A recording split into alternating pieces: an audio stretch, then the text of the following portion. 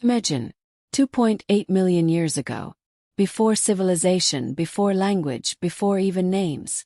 Amidst the wild and untamed African savanna, a group of ancient creatures stood for the first time. Not just as gatherers but as hunters. Not lions, not wolves, but they, our ancestors. With their increasingly skilled hands and sharp stones as weapons, they took the first steps that would change human history forever. How could creatures who once only scavenged for carrion now brave the wild as true hunters? This story is a thrilling journey of hunger, fear, and courage. A true story based on archaeological evidence, but brought to life by a searing imagination. Before we begin, leave a comment. What do you think made humans different from other animals when they first became hunters?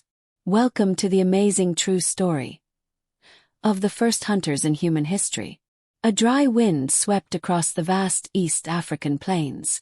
Golden grass swayed gently under the low morning sun. A herd of zebras and antelopes trotted off in the distance, leaving faint tracks in the dusty ground. But there were other tracks, smaller, older, and far more mysterious, hidden by time. These tracks didn't belong to any animal alive today. They belonged to someone, or something. A creature with 2 legs who walked the ground like us. Around 2.8 million years ago, in a remote valley called the Awash, lived a small group of ancient creatures. They weren't quite human, but they weren't quite apes either.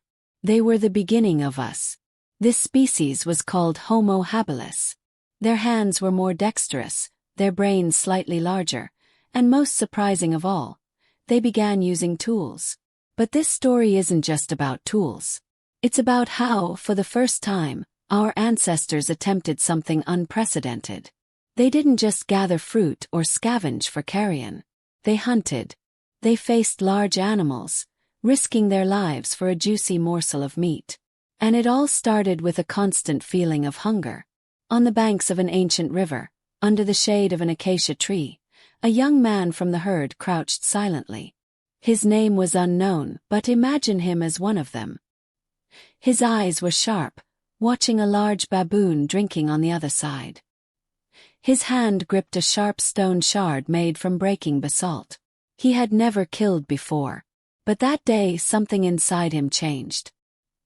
He glanced at the elder sitting behind him, signaling with his eyes.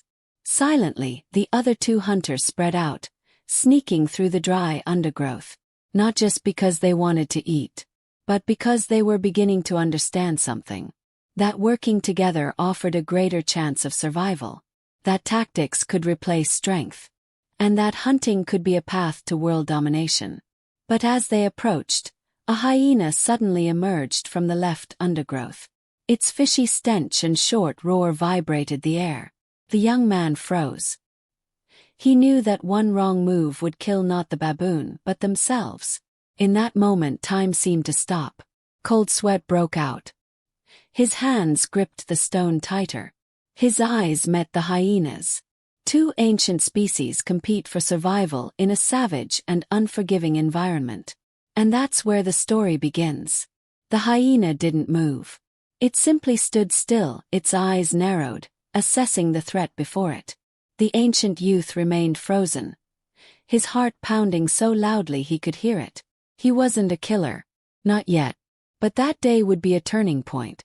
One of the other hunters, a powerfully built man with an old scar on his temple, slowly backed into the bush.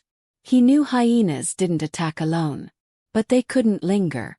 The baboon they were after had disappeared behind a large rock, and the scent of the ancient human had already changed the atmosphere. They had failed this time.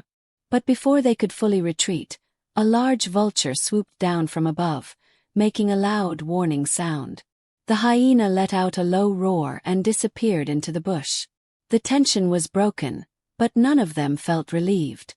A failed hunt meant starvation tonight.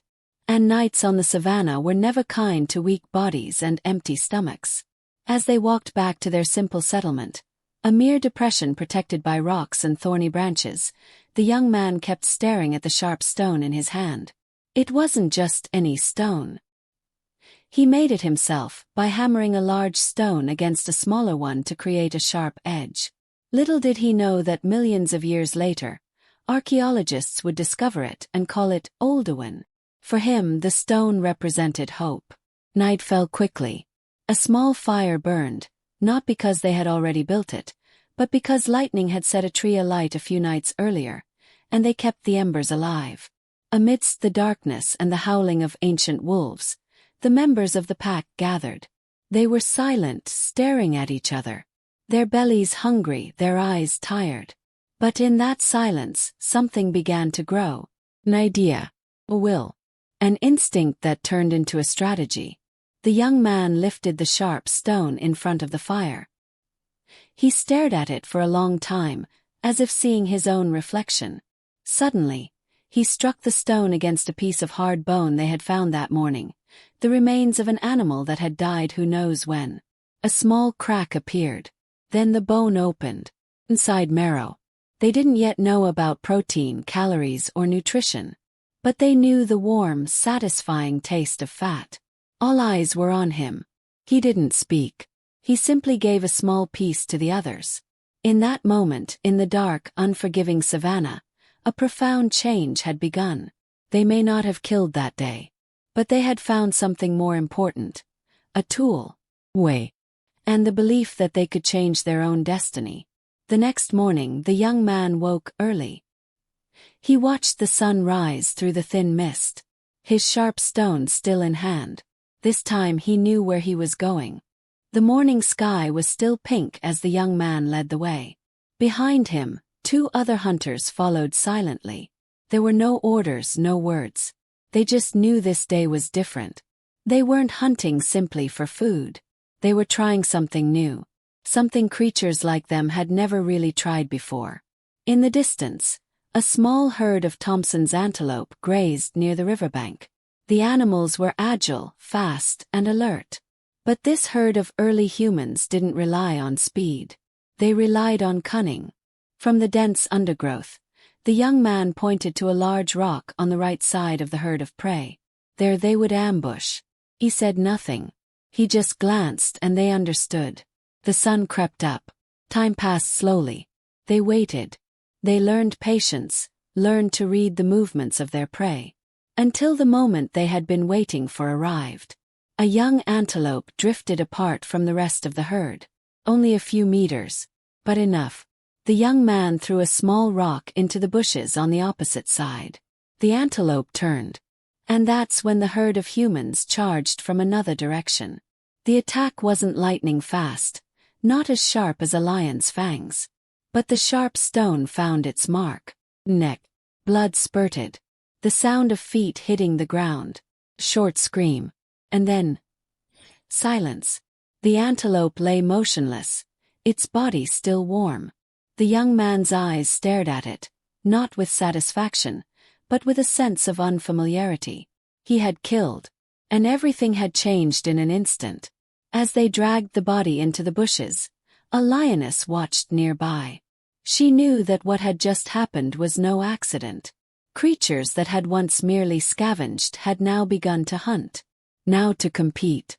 By the riverbank, under a shady tree, they divided the spoils of the hunt. Blood flowed from their hands, but so did a sense of togetherness. Piece by piece they were given fairly. Hands that had once held only fruit were now carving out the future. At night the sky was clear with stars. The campfire was still burning. There were no songs, no stories. Only a deep silence, and eyes staring into the darkness. The young man sat on the edge, staring at his sharp stone, now smeared with blood and dirt. He knew that tomorrow would bring new challenges. Perhaps lions, perhaps hunger, perhaps wounds. But for the first time in history, they were no longer simply defending. They were beginning to conquer. And from that moment on, the wheels of history began to turn. No longer with teeth, but with wit. No longer as prey, but as the first hunter.